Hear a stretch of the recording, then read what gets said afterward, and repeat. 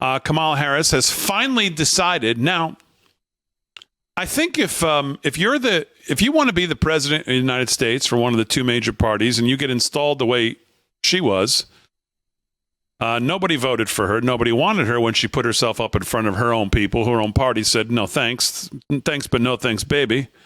I already got more trouble than I need, as Delbert would say. They said no to her. Then she gets installed through this coup where they stab old Biden in the back, drag him out to the dog track, give him some oatmeal and say, later, Pops. And then she comes in.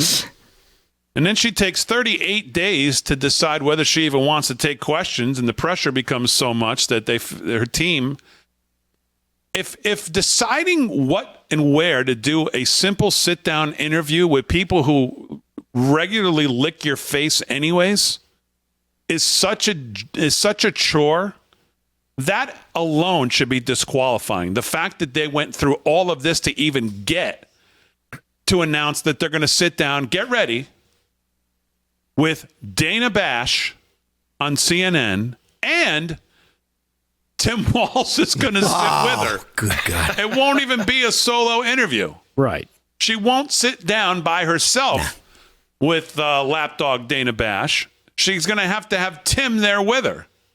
Holding Carry her water. Holding her communist hands. Yeah. Working her like a puppet. Yeah. I'm going to defer to Tim on this question because I don't know the answer. I mean, how pathetic is this? You're going to go to Dana Bash and you're going to bring Tim Walz with you? To hit a softball. Well, just in case Dana asks her a question. Right. Yeah. Or Don Lemon shows up and needs a tampon. Tim also with the tips. Also possible. I mean, that is weak, man. Lame-o. Usually you're supposed to, and we saw this with Trump and Vance, immediately after the convention is when you sit down with your new vice president, you do a quick interview, like it's immediate. This is like a week later. Everybody's forgotten about the convention. Everybody forgot that, oh, that's right, you guys spent 4 nights stabbing Joe Biden in the back and throwing him into a garbage pail, running him through the wood chipper. We love Joe. And then, right. Yeah, right. And We then all of a love sudden Joe. it's like, oh, now we're going to sit together. And You see Nancy? now we're going to sit together, and I'm probably not going to answer many questions because I want people, she's probably going to be like, well, I wanted the country to get to know Tim, so I'm going to have him do most of the talking because everybody knows me already. But they need to know Tim Walz.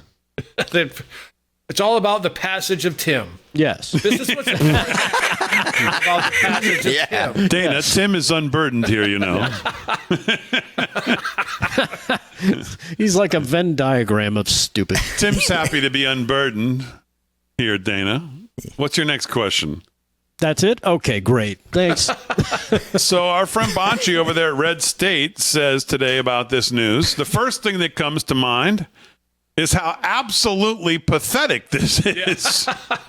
Harris went over a month without doing an interview as both the presumptive and official nominee, and after so much bluster, the best she can do is sit down with one of her biggest fans while having her running mate there to help prop her up.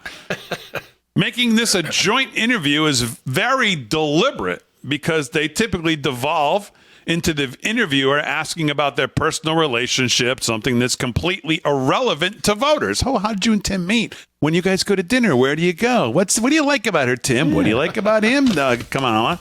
Every question about how much she likes Waltz and how she came around to selecting him is less time to ask her anything serious. And trust me, that is exactly what's going to happen, and Dana Bash will be more than happy to oblige. And I know, listen, I gave as much credit to Bash and Tapper for the first debate with Biden and Trump as anybody else did.